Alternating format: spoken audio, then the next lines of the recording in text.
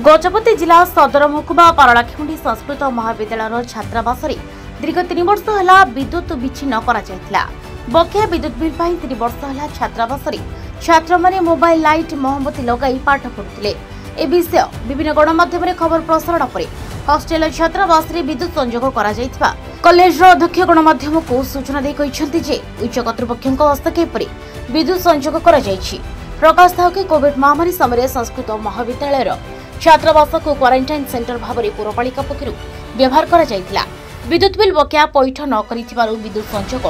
विच्छिन्न करा जायतिला। वर्तमान विद्युत संजोग पर छात्रावास छात्र माने बहुत खुशी व्यक्त करिसंती। आगर बहुत असुविधा रही कहीं ना करेन्ट नथिबा जोर कैंडल माध्यम रे पाठ पढ़ुलु बहुत कष्ट लगुला तेणुक करेन्ट आसबार बहुत खुशी लगुच। मो आसवा दिन करेन्ट नाला दीर्घ 3 वर्ष है करेन्ट नाला भाईना मार पचारे दीर्घ 3 वर्ष है मु पढ़ी आसी संस्कृत महाविद्यालय आउ जिते आसिली मु 3 वर्ष होगला ये पूर्व करेन्ट नाला मुझे आसिली एबे वर्तमान आमर कॉलेज रे आज आसी करेन्ट पुणी थे आमको देइछंदी करेन्ट से आमको बहुत खुशी केते कष्ट रे आमे एडी पाठ पढ़िथिलु माने दीप जाड़ी मोमबत्ती जे किछि लाइट आउ समस्ते आम मिलमिशि जो कष्ट रे आमे रहिलु आउ रोषे बासेर जो असुविधा होता आउ 5टा सुधा जो रोषे करी आमे खाई पी रहीछु आमको बहुत कष्ट रे चढ़िथिलु सेडा असुविधा संपर्क रे का आगर जणे नतला असुविधा संपर्क रो बोले सारंग को आमे जणैथिलु अध्यक्ष सारंग को कहिथिलु आमे किंतु से माने कहिथिले कि आउ नाइ देछि एप्लिकेशनटा देछि किंतु सेडा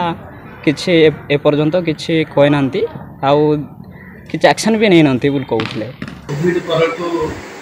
कोविड माने सरकार से समय कोविड समय हमर हॉस्टल को नैथिले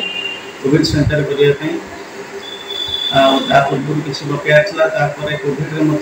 बकेया मिसिक अधिक बकेया हो गला इलेक्ट्रिक डिपार्टमेंट को कॉलेज सुझी पारे ना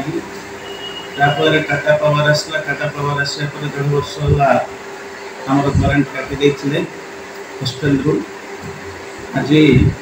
उच्च कर्तृपक्ष हस्तक्षेप फल आज संजोग मैंने कर दि जाइए विद्युत संजोग हो जाम हॉस्टेल को सर एथि पूर्व आप उच्च कर्तृपक्ष लिखित आगे जनइले कि हाँ जन समाधान हो जाए इलेक्ट्रिक डिपार्टमेंट को माने परामर्श करके आदेश देकर आज समाधान हो जाए। गजपति विवेकानंद बेहरा